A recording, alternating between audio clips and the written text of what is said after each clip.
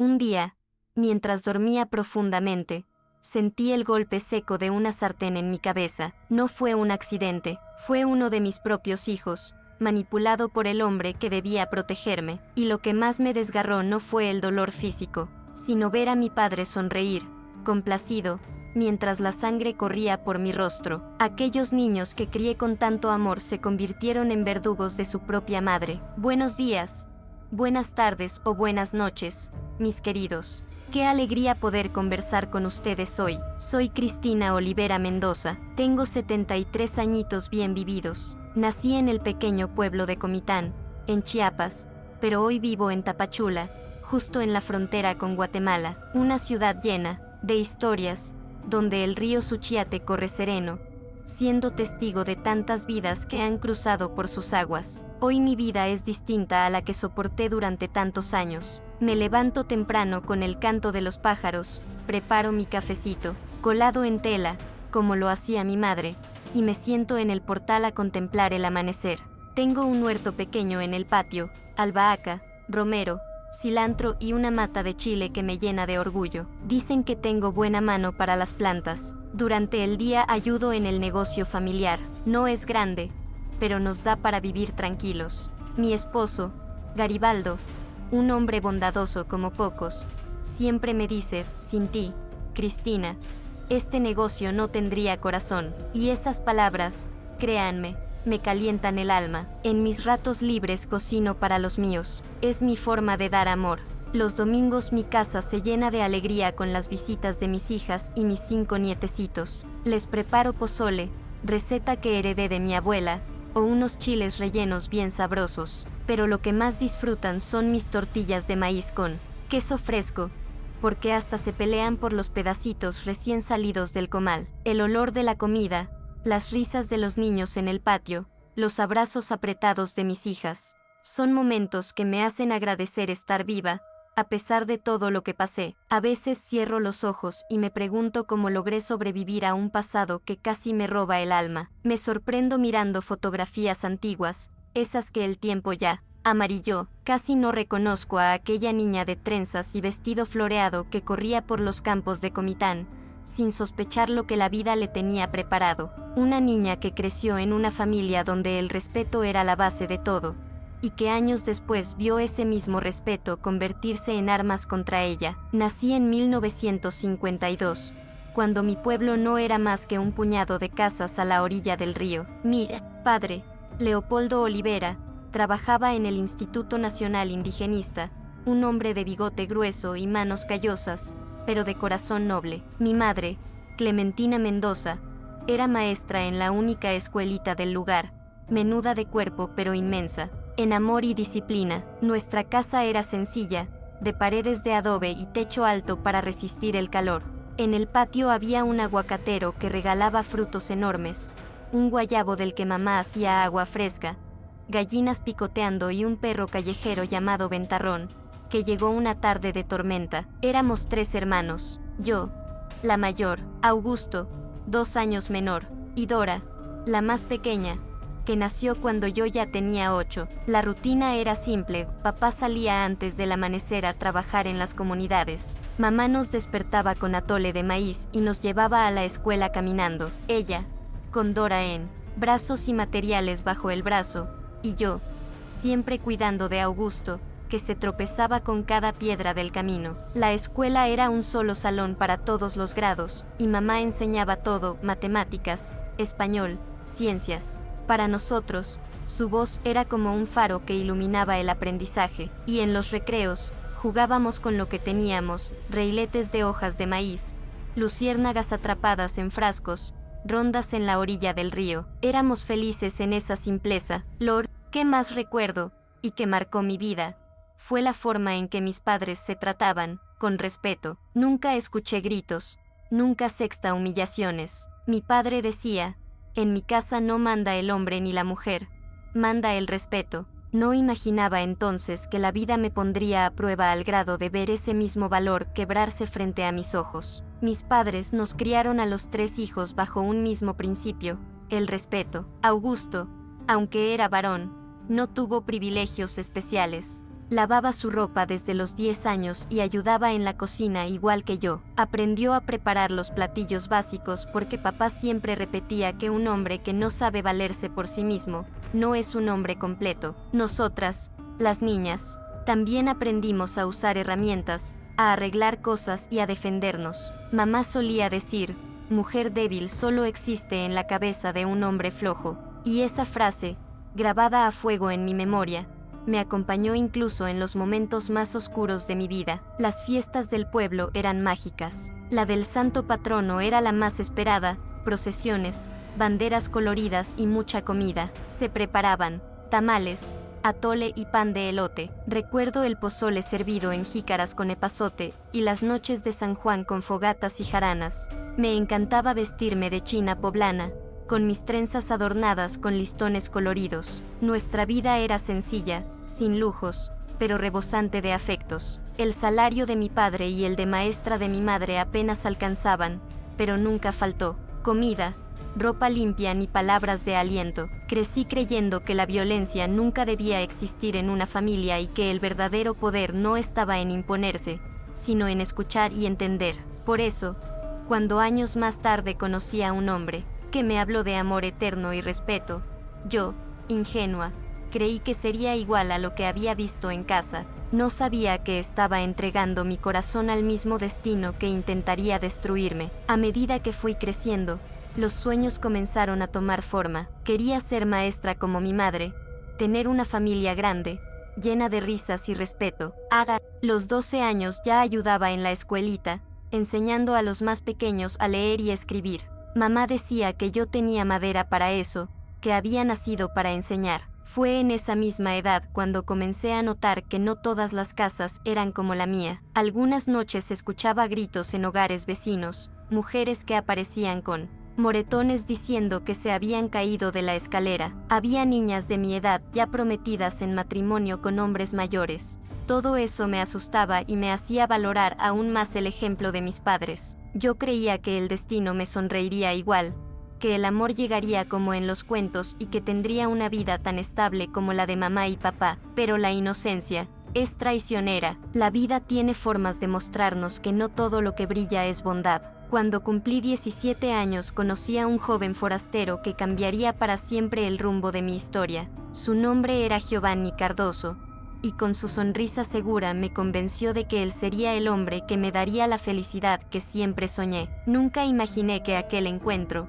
que parecía el inicio de un cuento de hadas, sería en realidad la puerta a un laberinto de dolor. Era noviembre de 1969 cuando Giovanni llegó a Comitán. Venía desde la Ciudad de México a trabajar en la construcción de la carretera que conectaría nuestro pueblo con la capital del estado. Alto, de hombros anchos, piel bronceada por el sol y una confianza que imponía, parecía distinto a todos los muchachos del lugar. Lo vi por primera vez en la tienda de Don Malaquías. Conversaba animadamente con los hombres del pueblo, contando historias de la ciudad que parecían sacadas de otro mundo. Cuando sus ojos se cruzaron con los míos y me saludó con un buenas tardes, señorita, sentí que el suelo desaparecía bajo mis pies. Después de ese día, parecía que Giovanni estaba en todos lados, en la plaza después de misa, en el mercado los sábados, incluso cerca de la escuela donde yo ayudaba a mamá, siempre con esa sonrisa que me dejaba sin aliento.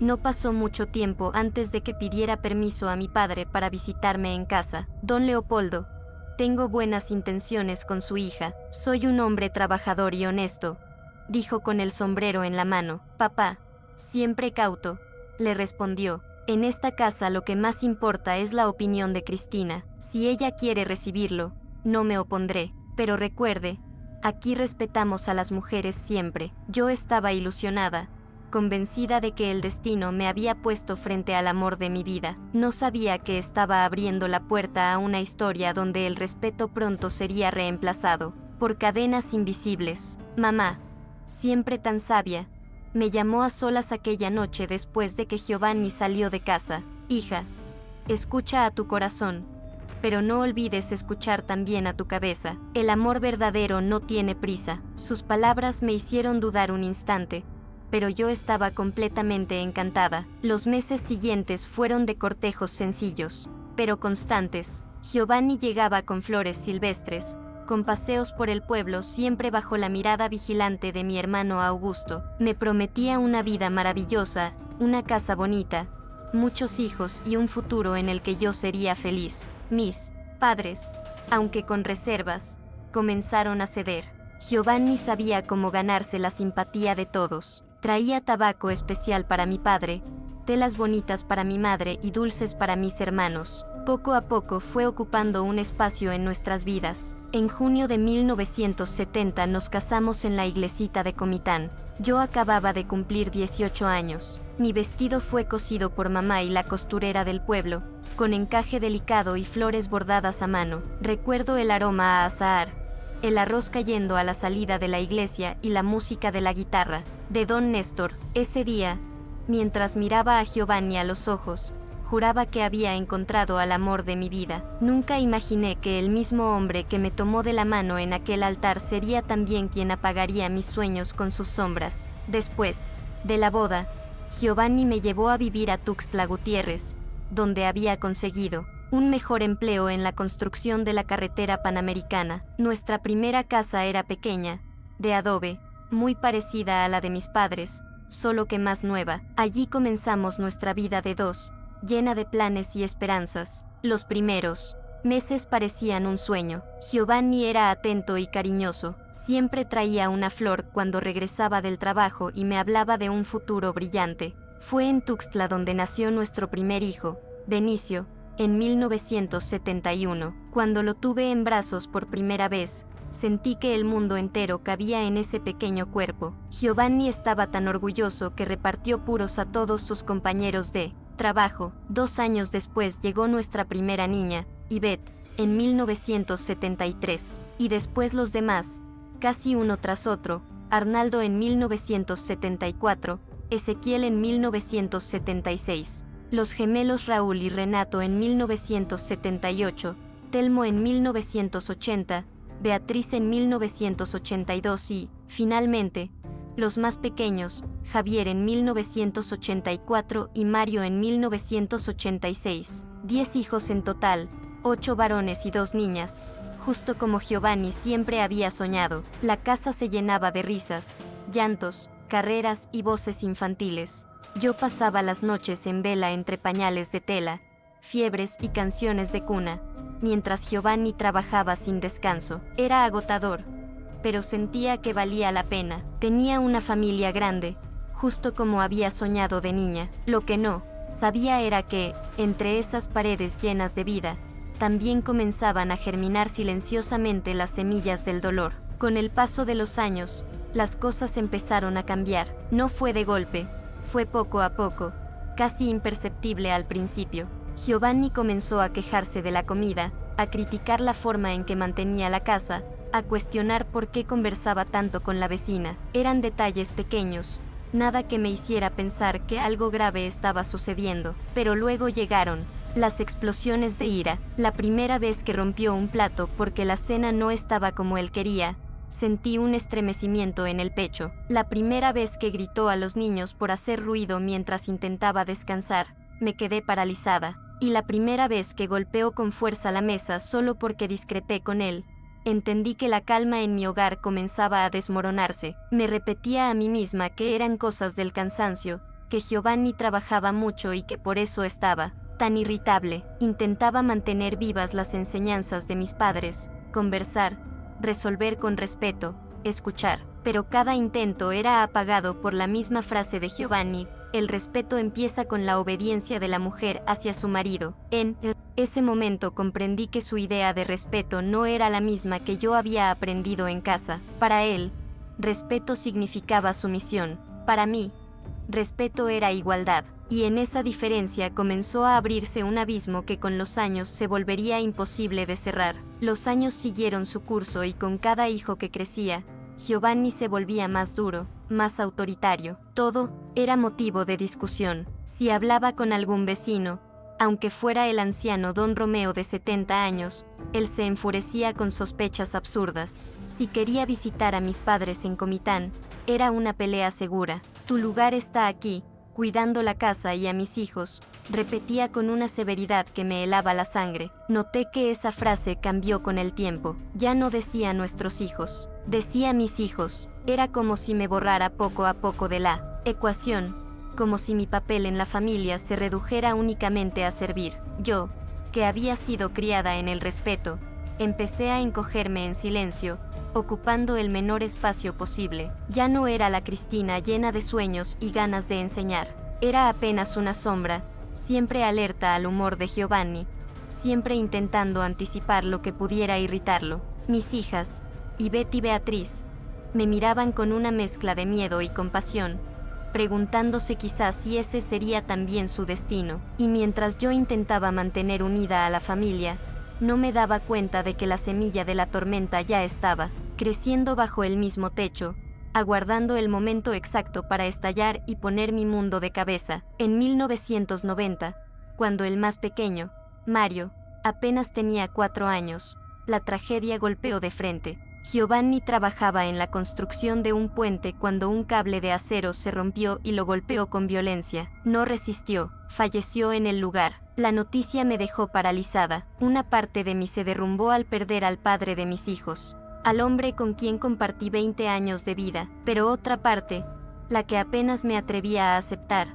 sintió un extraño alivio. Ese sentimiento me llenó de culpa, como si fuera una mujer terrible por pensarlo. Los hijos reaccionaron de maneras distintas. Los mayores, que entendían más, quedaron destrozados. Benicio, el primogénito, me juró que cuidaría de la familia, como lo hacía su padre. Los más pequeños apenas comprendían la ausencia. Yo trataba de mantener la calma, de ser el pilar que ellos necesitaban, pero no sabía que ese luto apenas era el inicio de una cadena de dolores. 2 semanas después del entierro de Giovanni, recibí un telegrama de Comitán. Mi madre había muerto de un infarto fulminante. Era como si el cielo se hubiera cerrado de golpe sobre mi vida. Perdí al hombre que me acompañó tantos años y, casi al mismo tiempo, a la mujer que había sido mi guía y mi refugio. Y todavía no sabía que la herida más profunda estaba a punto de abrirse dentro de mi propia casa. Viajé a Comitán para despedir a mi madre. Encontré a mi padre,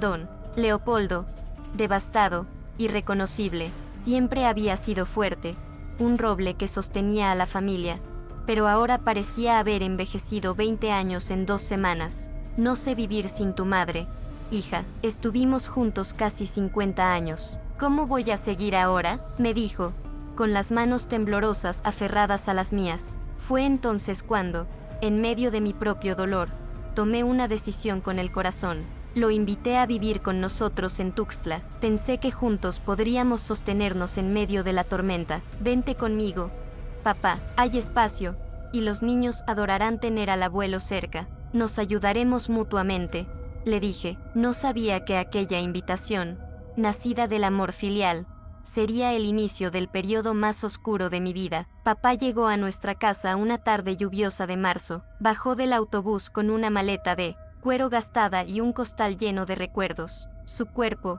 antes erguido y fuerte, ahora estaba encorvado. Sus ojos, que antes brillaban de alegría, parecían apagados, extraviados en una tristeza sin fondo. Al principio casi no hablaba. Se quedaba horas en la mecedora del portal, mirando el horizonte, como si esperara ver a mamá volver por el camino. Los nietos se le acercaban tímidos, hasta que el pequeño Mario, con apenas 4 años, le mostró su carrito de madera. Por un instante vi un destello de luz en sus ojos. Creí que todo podría mejorar. No imaginaba que esa sombra en su mirada era apenas la señal de un abismo que estaba a punto de tragarnos a todos. Con el paso de las semanas, empecé a notar cambios en mi padre. Aquel hombre tranquilo y justo comenzó a tener arrebatos de irritación. Había momentos en que levantaba la voz sin motivo, y otros en que se sumía en un silencio profundo, con la mirada perdida. Por las noches lo escuchaba caminar por la casa,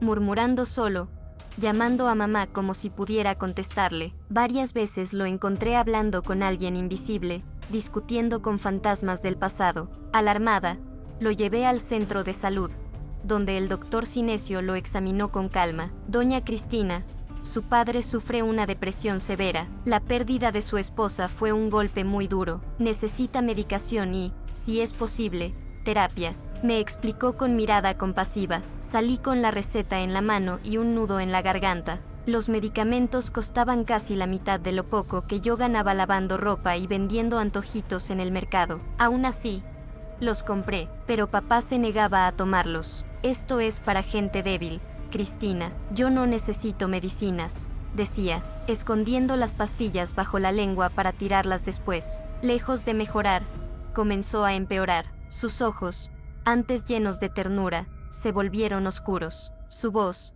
antes firme y bondadosa, ahora cargaba un tono áspero, y lo que jamás hubiera imaginado, poco a poco, empezó a volcar ese dolor contra mí, con palabras que envenenarían el corazón de mis propios hijos. Una tarde, mientras limpiaba la casa, escuché un grito desgarrador que provenía del patio trasero. Corrí y lo encontré allí, tirado en el suelo, temblando y con lágrimas que no quería admitir. Por primera vez, vi su humanidad rota, su miedo escondido bajo la máscara de autoridad que siempre había llevado. No supe qué hacer.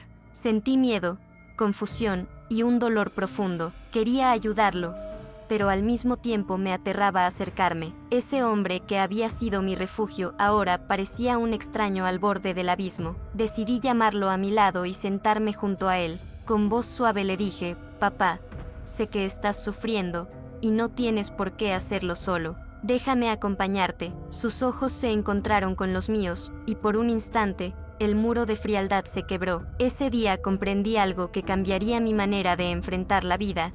Incluso quienes más amamos pueden caer en la oscuridad, y nuestra fuerza no está en huir del dolor, sino en decidir sostenernos y ofrecer una mano. Nunca olvidaré la sensación de tener a ese hombre vulnerable frente a mí y entender que, a veces, la valentía consiste en permanecer cuando todo invita a correr. Aquella noche no pude dormir. Cada sonido de la casa me recordaba lo frágil que era todo lo que creía seguro. Me levanté, caminé por los pasillos en silencio y sexta las sombras que parecían susurrar secretos que no quería escuchar. Recordé los años de miedo, los golpes, las palabras hirientes, y entendí que ese miedo había moldeado cada decisión que había tomado hasta entonces. Pero algo en mí había cambiado, ya no quería que el pasado decidiera por mi futuro. Con el corazón latiendo rápido, me acerqué al escritorio donde guardaba mis cuadernos viejos. Abrí uno y empecé a escribir. Cada palabra era una liberación, un paso fuera del laberinto que me había atrapado durante años. Me di cuenta de que el verdadero poder no estaba en gritar, en pelear, ni en vengarse. Estaba en recuperar la voz, en nombrar el dolor y transformarlo en algo que nadie pudiera arrebatarme, mi propia libertad interior. Esa noche comprendí que mi vida empezaba a escribirse de nuevo, con tinta de coraje y páginas de resiliencia. Nunca imaginé que un acto tan simple como escribir podría sentirse como un milagro. Al amanecer, el sol se colaba tímido por la ventana, iluminando la habitación como si quisiera recordarme que siempre hay un nuevo comienzo. Respiré hondo y sentí que algo dentro de mí se afianzaba, la decisión de no volver a dejar que otros escribieran mi historia. Salí al patio y observé el jardín que mi madre había cuidado con tanto amor. Cada planta, cada flor, me recordaba que la vida, incluso después del dolor, podía florecer de nuevo, y comprendí que yo también podía hacerlo, aunque hubiera pasado tanto tiempo bajo la sombra del miedo. Ese día, decidí que no habría más silencios impuestos, ni miradas que me hicieran sentir menos. Cada paso que daba fuera de aquella casa era un acto de valentía, y aunque el camino sería largo y a veces doloroso, también sería mío. Finalmente entendí que la resiliencia no es un don que se recibe, es una decisión que se toma, y yo estaba lista para tomarla, una y otra vez, hasta que nadie pudiera apagar la luz que empezaba a brillar en mi interior. Al caer la tarde, mientras el cielo se vestía de tonos naranjas y violetas, me di cuenta de que había aprendido algo invaluable. El perdón no era para quienes me habían lastimado, sino para mí misma. Guardar rencor solo prolongaba el dolor y me impedía avanzar. Recordé cada lágrima que había derramado en silencio, cada noche en vela, cada miedo que me había paralizado, y por primera vez, sentí que podía dejar todo eso atrás sin traicionar mi historia, sin negar lo que había vivido, sino honrándolo con fuerza y amor propio. Caminé por el jardín, dejando que el viento acariciara mi rostro, y comprendí que cada paso hacia adelante era un acto de libertad. No importaba cuánto tiempo hubiera pasado ni cuántas cicatrices tuviera, yo tenía el poder de decidir cómo vivir a partir de ahora. Ese día, prometí no volver a ser prisionera de mi pasado. Aprendí que la vida puede doler, sí, pero también puede sanar, y que la fuerza que necesitamos siempre ha estado dentro de nosotros, esperando a ser despertada. Nunca imaginé que una simple sonrisa pudiera ser tan poderosa, pero aquel día, frente al espejo, me miré con ternura y por primera vez me reconocí como alguien digno de amor y respeto. Había sobrevivido a la tormenta y ahora podía empezar a reconstruir mi vida desde adentro. Cada pequeño acto de cuidado propio, desde levantarme con intención hasta elegir palabras amables para mí misma, se convirtió en un recordatorio de que yo merecía paz y felicidad. No necesitaba la aprobación de nadie. Mi valor no dependía de lo que otros dijeran o hicieran. Sentí que algo en mi interior despertaba, una fuerza silenciosa que había estado esperando pacientemente. Esa fuerza era mi voz, mi voluntad, mi esencia intacta pese a todo, y supe que no volvería a callarla, que no permitiría que la oscuridad de otros apagara mi luz. Ese momento me enseñó que la verdadera libertad no se encuentra afuera, sino en aceptarnos y abrazarnos, incluso con las cicatrices que creemos que nos avergüenzan. La vida me ofrecía un nuevo comienzo, y esta vez, lo tomaría con todas mis fuerzas. Nunca olvidaré la sensación de abrir la puerta a un futuro que yo misma estaba construyendo. Cada paso que daba fuera del miedo, cada decisión tomada desde la claridad y la calma, me acercaba más a la persona que siempre había querido ser. Aprendí a confiar en mi intuición, esa voz interna que me guiaba incluso cuando todo parecía incierto. Comprendí que mis heridas no eran cadenas, sino mapas que señalaban los caminos hacia la sanación y la fuerza interior. Había momentos en los que el pasado quería arrastrarme de nuevo, donde la duda me susurraba que no era suficiente, pero cada vez que escuchaba esos susurros, me recordaba que yo había sobrevivido a lo imposible y que cada cicatriz era prueba de mi resiliencia. Ese día, por fin, sentí que la vida podía ser mía, que no tenía que temerle a mis propias decisiones, ni a mi propia fuerza. La libertad tenía sabor a aire fresco, y yo estaba lista para respirar profundamente y seguir adelante. Nunca imaginé que el final de aquel infierno pudiera sentirse como un renacer. Cada lágrima derramada, cada noche de miedo y soledad, había sido el preludio de este momento de claridad y poder interior. Comprendí que la verdadera libertad no estaba solo en escapar de quienes me hicieron daño, sino en perdonarme a mí misma por los años que creí no merecer nada más que dolor. Aprender a amarme fue el acto más valiente de mi vida. Hoy puedo mirar hacia atrás sin temor, porque cada recuerdo doloroso se convirtió en lección, y cada caída, en impulso. Mi historia no termina en la oscuridad, termina en la luz que yo misma decidí encender. La vida me pertenece, y por primera vez, la abrazo con fuerza, con gratitud y con la certeza de que lo que parecía imposible, hoy es mi realidad, un presente, lleno de resiliencia, paz y amor propio. Hubo un tiempo en que sentía que mi voz estaba atrapada en un pozo profundo, y que nadie podría escuchar mi dolor.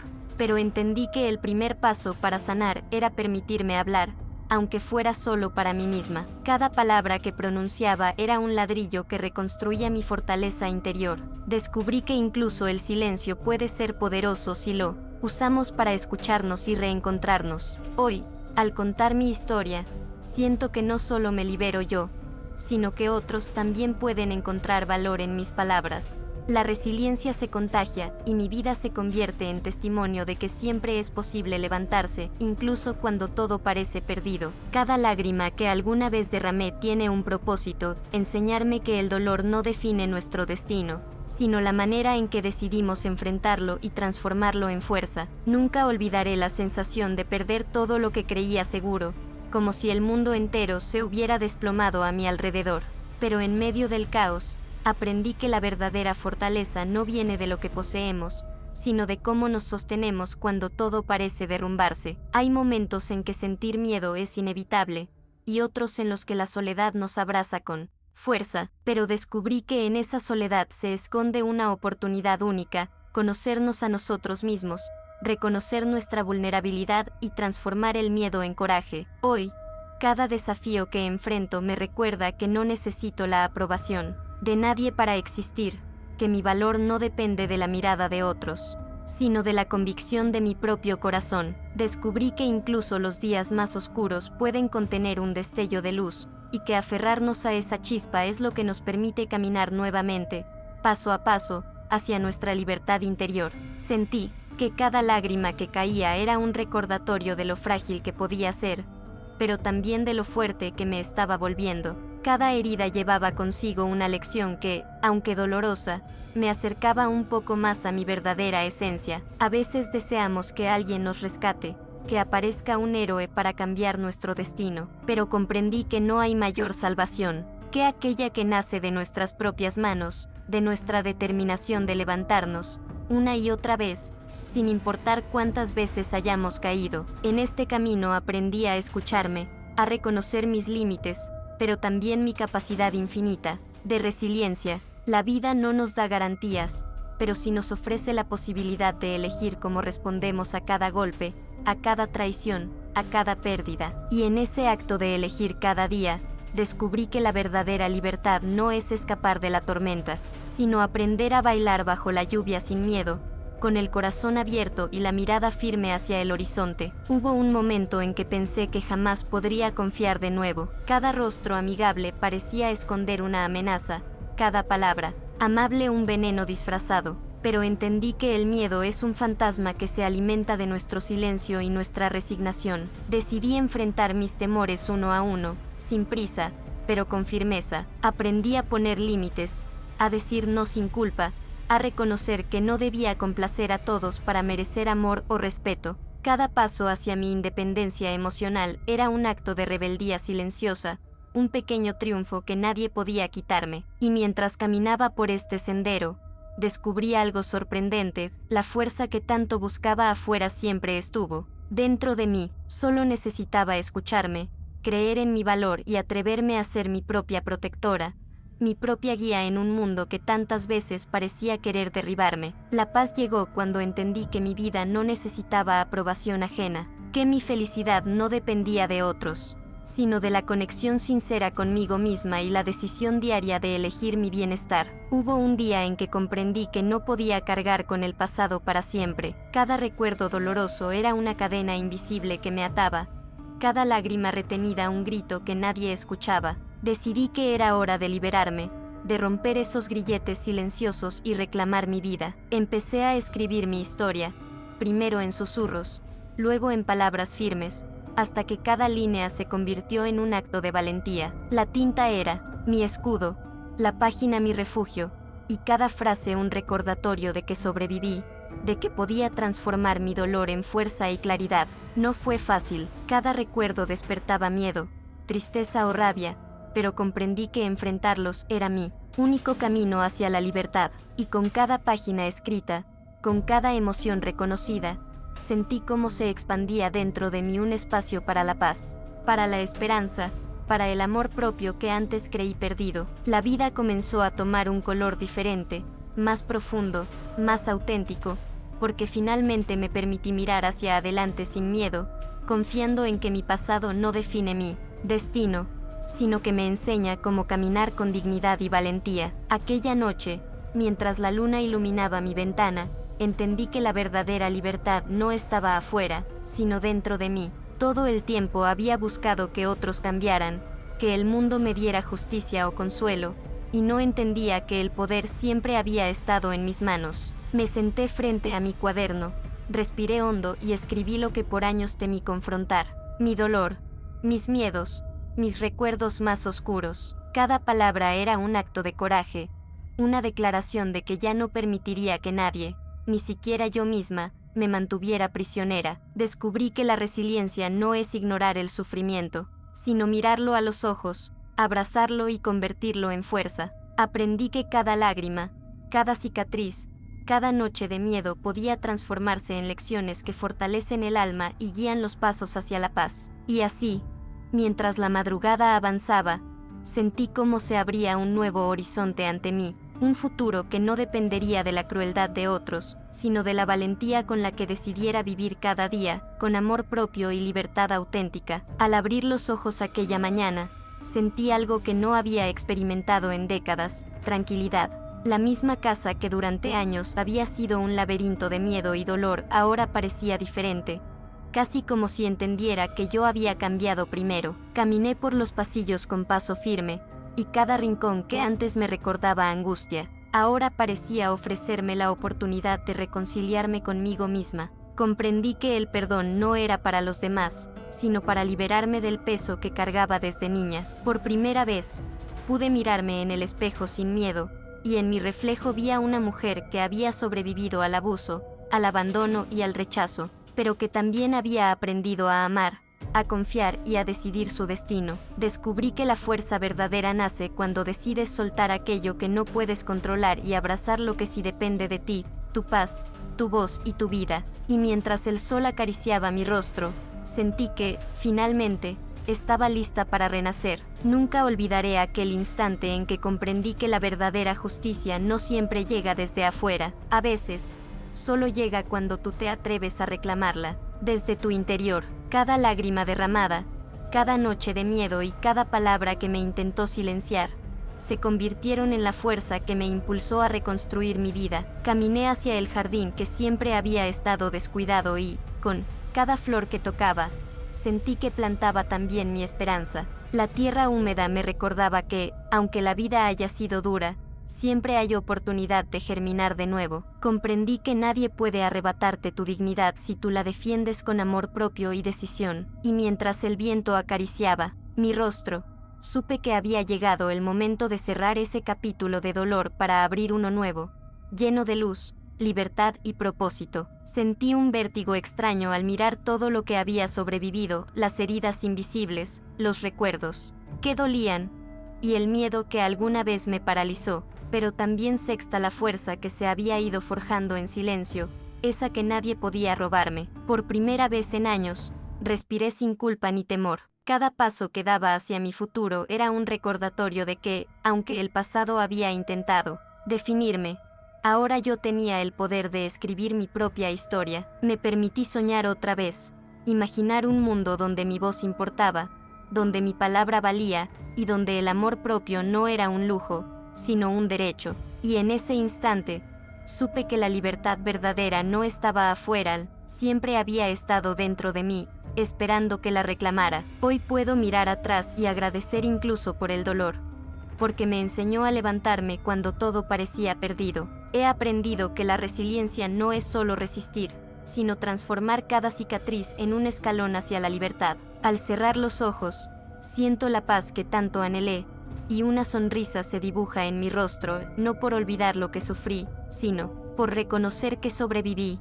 que crecí y que, finalmente, soy dueña de mi vida. Y así, queridos míos, mientras comparto mi historia, quiero que sepan que ninguna sombra puede apagar la luz que llevamos dentro, que el coraje, la esperanza y el amor propio siempre encontrarán la manera de guiarnos de vuelta a nosotros mismos. Mi viaje no termina aquí, apenas comienza, y ahora ustedes también pueden encontrar su fuerza, su voz y su libertad.